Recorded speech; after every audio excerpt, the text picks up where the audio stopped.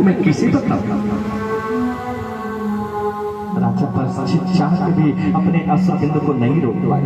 कहा मैं समझ गया, अरे आप साक्षात धर्म हो और ये गौ माता साक्षात धरती है। धर्म को 4 पैर होता है, कौन कौन? दया, दान, पवित्रता और सत्य, ये 4 पैर हैं। कलयुग ने दया, दान और पवित्रता, ये 3 पैर काट दिया। सत्य वाला तोड़ने जा ही रहा था कि राजसी परीक्षित रक्षा आके कर। इस समय बड़ी बड़ी बोतल तोड़ना हो, नंगा नृत्य में ऐसे लुटाना हो, नंगा नृत्य में भीड़ लगाना हो, लग जाएगा। भागवती गंगा प्रवाहित हो रही, एक घर से एक व्यक्ति निकले ना, पंडाल में जगह नहीं बचेगी बैठे, लेकिन तो दया नहीं, पवित्रता, ये 3 चीज नहीं है। सत्य तो है, क्योंकि सत्य की रक्षा राजसी परिचित ने कर दिया, इसलिए सत्य आज भी विराजमान है। लोग कहते हम सत्य पर हो ना, परिणाम मिलता है। हर परिणाम का वास्तव में यदि आप सत्य पे हैं तो हर परिणाम का, हर कर्म के परिणाम 10 घंटा, 10 घंटा नहीं मिला ना तो 10 दिन, नहीं मिला तो 10 हफ्ता, नहीं मिला तो 10 महीना, नहीं मिला तो 10वें साल सूत जोड़ के आता, अनुभव करके देखो। अच्छा क्यों हो अच्छा, बुरा क्यों हो बुरा, आमीन, जरूर मिलेगा, निश्चित मिलेगा। समझ गया? आप साक्षात धर्म हो, ये साक्षात माता धर्म। ये दृष्टि बता तेरे अंदर कितना गुण है, कितना अवगुण है। कहा महाराज मैं तो कलयुग हूँ, अवगुण का खान ही हूँ, गुण एक भी नहीं, कहना एक गुण है। का कौन सा? कहा यत फलम नास्ति तपसा न योगे न समाधिना तत फलम लभते सौम्यक कलौ के कीर्तना। अनात्म युगों में जो नाना प्रकार का यज्ञ तप आदि करके जो फल प्राप्त होता था, वो मेरे समय में केवल जिह्वा मिलाने से प्राप्त होता था। भगवान का संकीर्तन करने मात्र से, जो बड़े बड़े योगियों के लिए दुर्लभ वैकुंठ हैं, केवल संकीर्तन मात्र से जीव प्राप्त करता। रीझ गए राजर्षि परीक्षित, रीझ दे दिया 4 स्थान। कहा दे 2 स्थान, उसी में सीमित हो जाए तो 4 स्थान दिया। कौन कौन? कथा ध्यान से किया प्यर्थितस्तदा तस्मै स्थानानि कलये ददौ द्यूतम पान स्त्रियः सोना यत्र धर्म चतुर्विधः। 4 स्थान दिया। द्यूतम, दूत माने जुआ, तो जुआ में कलयुग कैसे रहता? कहा जुआ में कपट के रूप में कलयुग निवास करता है। द्यूतम पानम, पानम माने मदिरा, शराब, तो उसमें कहा कलयुग है? कहा शराब में मद के रूप में कलयुग निवास करता है। शराब पीने वाला सब जगह नहीं गिरता, नाली में, नापदान में, न जाने कहा। स्त्रिय सोना, स्त्रिय माने जहां लंपट पुरुष रहते, जहां स्त्री प्रसंग लंपट पुरुष रहते, काम के रूप में कलयुग निवास करता है। जब जीवन स्त्री के बस में कामी हो जाता, काम के बस में ना, तो उसको अपना कुल, खानदान, संस्कार सब भूल जाता। ये भी देखता कोई हमें देख नहीं रहा, कोई समझ नहीं पा रहा। अरे समझते तो सब है, देखते तो सब है, ना बोले वो अलग की बात। काम के रूप में कलयुग निवास करता है। स्त्री सोना, सोना नाम जहाँ जीवों की हत्या होती है। क्रूरता के रूप में कलयुग निवास करता है। तृष्णा के रूप में कलयुग निवास करता है। पुनश्चयाचमानाय चातरूप मदन प्रभो। आपने मेरा सकल जैसा देखा वैसा 4 स्थान दे दिया। अरे एक स्थान, एक चीज मेरा आपको अच्छा लगा है तो एक वस्तु अच्छा दीजिए ना। अच्छा बढ़िया रूम बनाऊंगा, डाइनिंग रूम बनाऊंगा, आने वाले अतिथियों को बैठाऊंगा, सजाऊंगा। राजसी परीक्षित नीचे तो थे ही पहले से, क्या भैया थे, अब जो तेरी इच्छा तो मांग ले अपने मन से। कलजुग ने सोचा जब तक इस राजा पर मेरा अधिकार नहीं होगा तब तक कुछ भी करने में मैं असमर्थ हूं। मांग रहा ततो मृतम मदम कामम रजो पैरम च पंचमम। राजन यदि सोना मिल जाता तो भूल गए सिर पे सोने का मुकुट है, कहा तथास्तु, जाके गला पे पड़, बुद्धि भ्रष्ट। अब देखो इसी भागवत में कलयुग को राजर्षि परीक्षित ने सोना में दे दिया स्थान, और इसी भागवत के 11वें स्कंद में भगवान जब अपने विभूति का वर्णन कर रहे तो बता रहे धातु नाम कांचनास्मि, सोने में मैं हूं। अब किसको माने, सोना में भगवान को माने कि सोना में कलयुग को, किसको माने? बड़ी विचित्र बात है ना? तो याद रखना जो बेईमानी का सोना होता है उसमें कलयुग निवास करता है, इसीलिए सोना चुराना पाना ये सब दूषित माना गया है इसीलिए।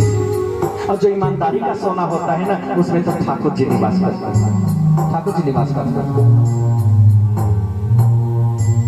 राजा से परीक्षित बुद्धि भ्रष्ट। एकदा धनुरोद्यम्य एकदा धनुरोद्यम्य विचरन् मृगया बने, मृगाननो गतः शांत चोट पे पासे देश तो समा।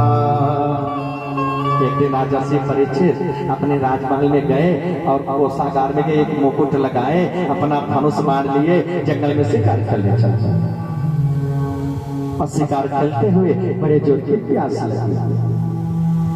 उसी जंगल में समीक मुनि का आश्रम था, समीक मुनि के आश्रम में पधारे, चिल्लाने लगे। समीक मुनि समाधि में बैठे थे, कोई है?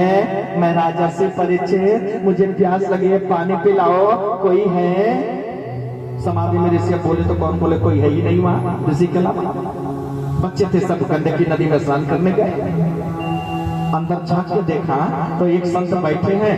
अब बुद्धि भ्रष्ट होने के कारण मन में भाव, देखो मैं राजा हूँ, आया हूँ, मेरा सेवा करना पड़ेगा, इसलिए ये मूर्ख अपना ढोंग करके आंखें बंद करके बैठ गया ताकि मुझे राजा का सेवा न करना पड़े। अभी मजा चिखाई देता हूँ। एक बड़ा हुआ सर्प उठाए, बगल में पड़ा था, धनुष की डोरी से उठाए ले जाके ऋषि के गले में डाला। एक राजा ने नकली संत को असली समझ लिया, नाश हो गया। और एक राजा ने असली संत को नकली समझ लिया, नाश हो गया। राजा प्रताप भानु कपटी मुनि को असली समझ लिया, राजा से परीक्षित समीक मुनि को नकली समझ लिया। राजा तो चले गए। इधर कुछ बालक ऋषि बालक आए, जब देखा गले में सर्प लटक रहा गुरु जी के, दौड़ लगाई गंडकी नदी पर। अरे श्रृंगी, तेरे पिता के गले में एक राजा ने सर्प डाल दिया, वो सर्प पिता को काट खाया। उस ब्राह्मण कुमार की आंखें अंगारे पर सजे लगी। दौड़ करके छलांग लगाया गंडकी नदी में, स्नान किया, आचमन किया, हाथ में जग लिया, जल लेकर के श्राप दिया। इति लंघे तमर याता तचकह सतने हने तचयन्ते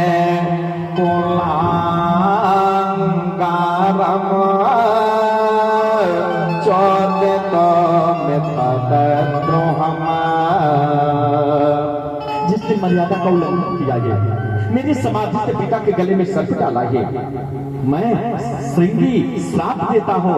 आज के 7वें दिन तक्षक सर्प डंक मारेगा, उसकी ज्वाला से वो दग्ध हो जाएगा, मर जाएगा। पुत्र प्रपच पक्ष कसमातिरोदिसो के नवाते पतित मृत्यु त्योक्ता सैन्यवेदये। वहां से दौड़ते हुए श्रृंगी आई, पिता के गोद में गिर करके रोने लगी। पिता की समाधि टूटी। पिताजी आज जीवित तो बेटा मुझे क्या हुआ? ये सर्प देखा, सर्प लटक रहा, उतार करके बगल में रख दिया। बेटा ये तो मरा सर्प।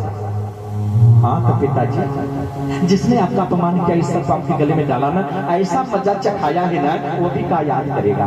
ये बेटा का किया, श्राप दे दिया। कौन सा? आज के 7वें दिन तक्षक सर्प काटेगा, मर जाएगा।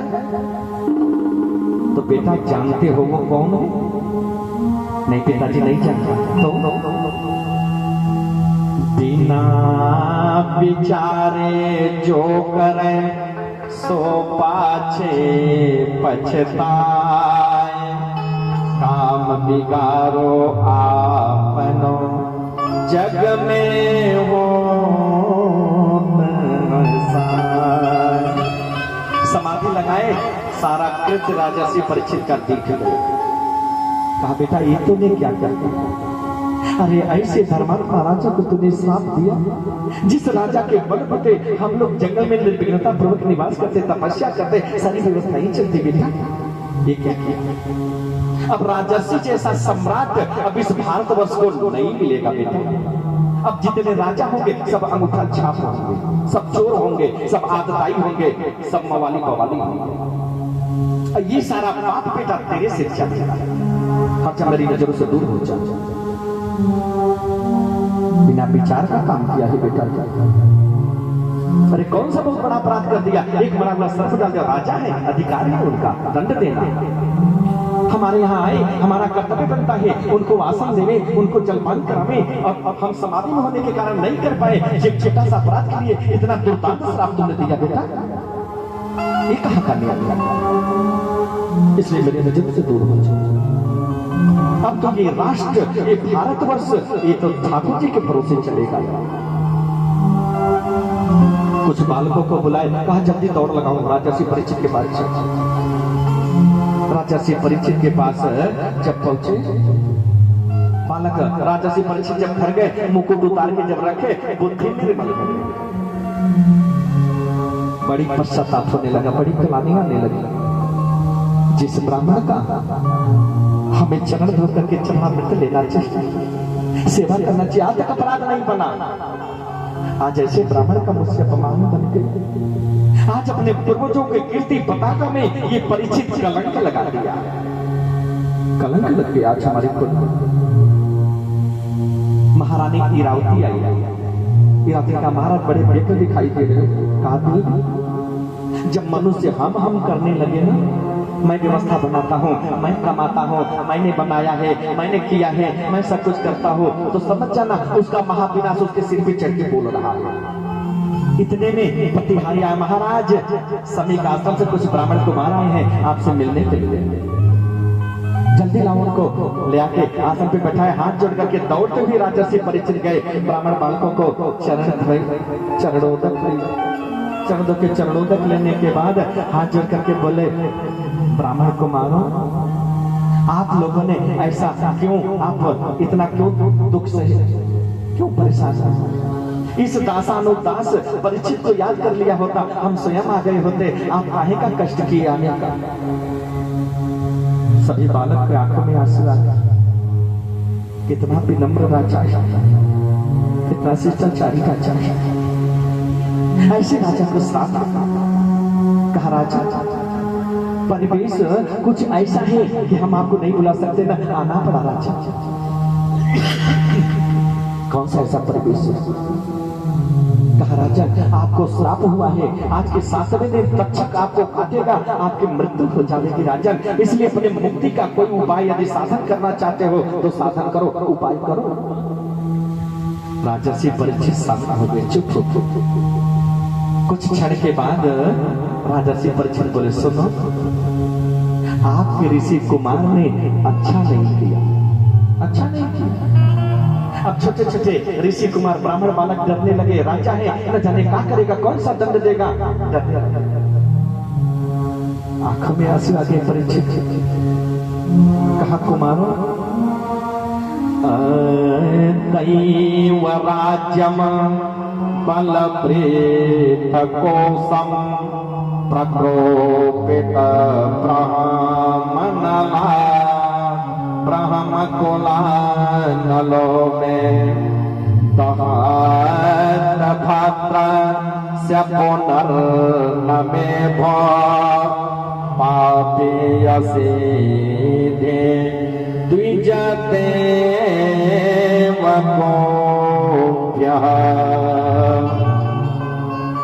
आपको ऋषि कुमार को चाहिए था मेरा राज्य, मेरा कोष, मेरा बल सब क्षण नष्ट कर देना चाहिए था, लेकिन उन्होंने ये 7 दिन मुझे जीवित रहने का जो श्राप दिया ये बिल्कुल गड़बड़ किया। मुझे तो तुरंत दग्ध कर देना चाहिए था, मुझे तुरंत नष्ट कर देना चाहिए था, मुझे तुरंत भस्म कर देना चाहिए था। तुरंत जन्मेजय को बुलाए, सिंहासन पर बैठाए, अभिषेक किए, एक वस्त्र धारण किए, गंगा के तट पर आके बैठ गए, अनशन व्रत करके बैठ गए। 3 लोगों में हाहाकार मच गया, हल्ला मच गया। 3 लोग से लोग दौड़ रहे कि वशिष्ठ च्यवन सरद्वा अरिष्ट नेमि बेगवान गिराच पराशरो का धिसुतो थरामः उपतयेन्द्र प्रमदेत्मपाहो। कोलाहल मच गया, जितने ऋषिगण हैं, संतगण हैं, सब दौड़ लगाए। कौन कौन? अत्रि वशिष्ठ च्यवन शरद्वान, अत्रि वशिष्ठ च्यवन शरद्वान नारिष्ट नेमि भृगु अंगिरा पराशर गादिसुत विश्वामित्र परशुराम मेधा तिथिल देवल देवरात भारद्वाज गौतम पिप्पलाद और्य कवच भारद्वाज वैशंपायन व्यास जी सब दौड़ लगा। राजा आंखें बंद करके गंगा के तट पर उत्तराभिमुख बैठे, उसकी चटाई पे कुछ हल्ला हुआ होगा। आंखें खोले, पीछे देखे, संतों की जमावड़ा उठ करके हाथ जोड़ करके खड़े हो गए। कहा गुरु जी संत बनवा, एक ब्राह्मण का अपराधी मैं और इतने ब्राह्मण इतने संत मुझ अपराधी पे, मुझ दुर्भाग्यशाली पे कृपा करने के लिए इतना संत पधारे। शायद बड़ा से बड़ा यज्ञ मैं करता, इतने संत को नहीं जुटा पाता जितने संत भगवान आज मुझ पे कृपा करने के लिए पधारे। कि अहो पयम न्यतमा रे पाणा महत्मानो ग्रहणीयसेना राज्ञं कुलम मणपात शौचाय दूरादृशिष्ट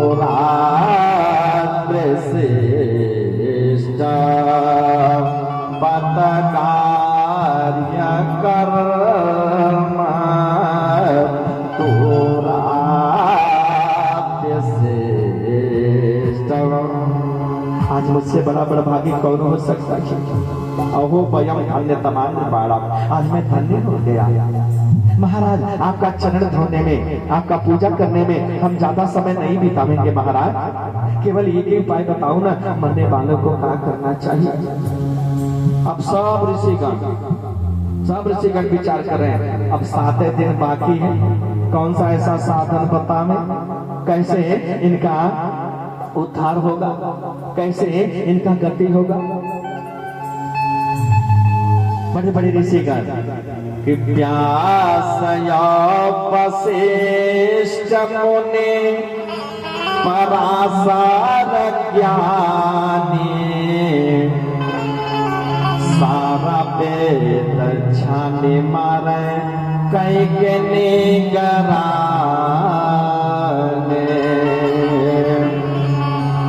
यदि मैं गीता का पाठ कराता हूँ, सारा वेद छान मारे, गीता का पाठ कराता हूँ 7 दिन लगेगा। यदि महामृत्युंजय करते हैं तो 11 दिन लगेगा। के सानावतिन चंडी पाठ मृत्युंजय 11 चंडी पाठ यदि हम करते हैं तो 9 दिन लगेगा पूरा पूरा। महामृत्युंजय जब करते हैं तो 11 दिन लगेगा। 14 दिन देवी भागवत गीता पाया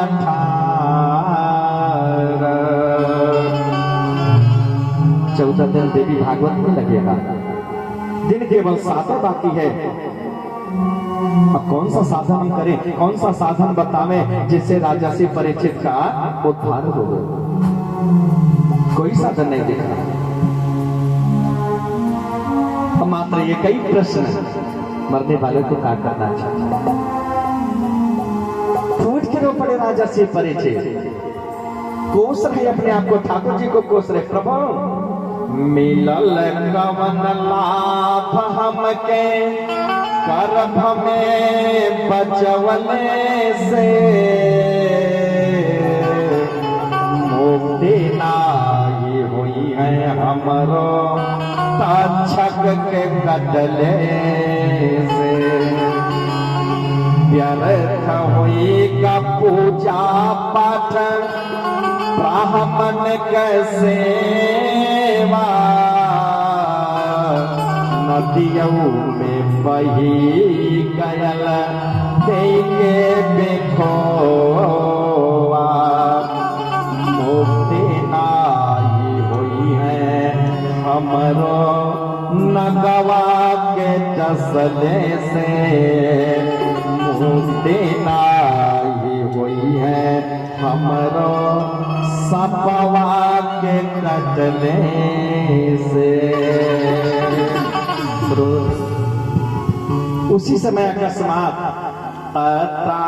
भवन भगवान व्यास पुत्र यदेच्छया कामत मानो नपेक्ष, अला चलेंगो निज लाभ तुष्ट प्रीतश्च बालये अवधोतमे सही। समाधि टूट गई सुखदेव जी की। मन करा चल परीक्षित के पास, चल परीक्षित के पास। मन को डाका काहे को जामे हम परीक्षित के पास। समाधि लगा के बैठ जाते हैं, फिर समाधि टूट जाए, चल परीक्षित के पास। नहीं रोक पाए अपने आप, उठ करके चल पड़े। मोह उठा के जब दौड़ लगाई, अब एकदम 12 साल की अवस्था, एकदम नंगा धड़ंगा, जिनमें स्त्री पुरुष का भी भेद नहीं है कि स्त्री क्या होती पुरुष क्या होती। गांव के बालक देखे थे पीछे लग गए, नंगा बाबा आया, नंगा बाबा आया। इतने सुंदर हैं, ऊंचा वक्षस्थल, लंबी भुजाएं, सूर्य जैसा चमकता चेहरा, लंबी बाल। स्त्रियां काम की भाव से देखने लगी। थोड़े थोड़े राजर्षि के सभा में जब पहुंचे, सब ऋषियों ने जब देखा, उठ उठ करके उनको प्रणाम करने लगे। मानो अब देखो, यहाँ व्यास जी ने ये नहीं कहा कि तत्रा भवन भगवान व्यास पुत्र सुकत देव, ऐसा नहीं कहा तत्रा भवन भगवान व्यास पुत्र। क्यों? एक दिन एक ब्राह्मण कुमार ने ब्रह्मास्त्र चलाया परिचित, तो ठाकुर जी ने अस्त्र लेकर के दौड़े, गदा लेकर के दौड़े रक्षा करने के लिए। आज एक ब्राह्मण कुमार ने वाग अस्त्र चलाया है, वाग वज्र चलाया है। तो आज मानो व्यास के पुत्र सुखदेव के रूप में स्वयं ठाकुर जी अपने बाणी से ही रक्षा करने के लिए दौड़ पड़े। इसलिए कहा तत्रा भवन भगवान व्यास पुत्र है, भगवान ही व्यास के पुत्र में वहां प्रकट हुए। स्त्रियों ने, बच्चों ने देखा, राजा बड़ी स्वागत कर रही है, सब भागे वहां से, न जाने कहा हो जावे, दंड मिल जावे, जल्दी हकीकत से। बड़ी बड़ी ऋषि वहां उठ करके उनकी चरण धूलि अपने मस्तक पे लगाने लगे। कितने ही अवसर सुखदेव जी आए नंग धड़ंग, पाल बजावत पाल बहु ठाउर जयंग, आसन दीन भूप सन माना, आपन जन्म धन्य कर जाना। बड़ी सम्मान से आसन पे बैठा, चरण धोए चरणों तकलीना अविनते विवेद भाते नृप के नाम। चरण धोए, चरणामृत लिए, चरणों के अब गोड़ लगा के बैठे हैं ना, अपना सिर डाले तो दोनों घुटना के बीच में चला गया। राजा से परीक्षित का अपना हाथ रख दिया, कहा राजा परीक्षित ने कहा, बोले बहुरी भूप मृदु पानी, कहा वो भाद्र की बात बखानी। अरे मरने वाले जीव को क्या करना चाहिए गुरु जी? एक तरफ नरक की खाई, दूसरे तरफ तक्षक, बीच में परीक्षित को जाना है अग्नि की ज्वाला में से, कैसे पार करेगा? अपना हाथ सिर पे रख दिए, हाथ जब रख दिए हो गया कल्याण। कहा राजन, हे नरेश मन सो कन कीजे, उभय धरी महाभय मत जाके, तुम ही 7 दिन जीवन बाकी। गुरु जी केवल 7 दिन है, 7 दिन में मेरी गति कैसे होगी प्रभु? कहा राजा, तेरी मति तो नहीं मारी गई है, उभय धरी मां भाई मत जागी, अब तुम ही 7 दिन जीवन। अरे तेरा जीवन to 7 दिन बाकी है, केवल एक क्षण में ठाकुर जी मोक्ष प्रदान कर देते हैं। काहे को चिंता कर रहे हो राजन? हरि चरणामृत पान कराई, तुम ही तारे दई हैं हमराई।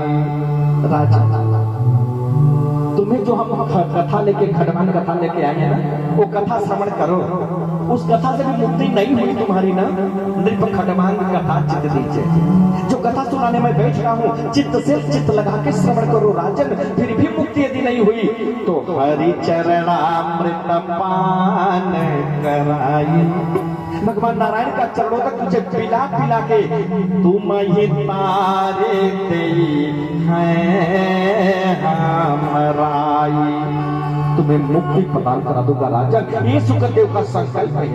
खड़े हो गए, हाथ जोड़ करके स्तुति करने लगे। राजा से परीक्षित सुखदेव जी की स्तुति करने लगे। गुरु जी सारा तीरथ धाम आपके चरणों में, सारा तीरथ धाम आपके चरणों में, हे गुरुदेव प्रणाम आपके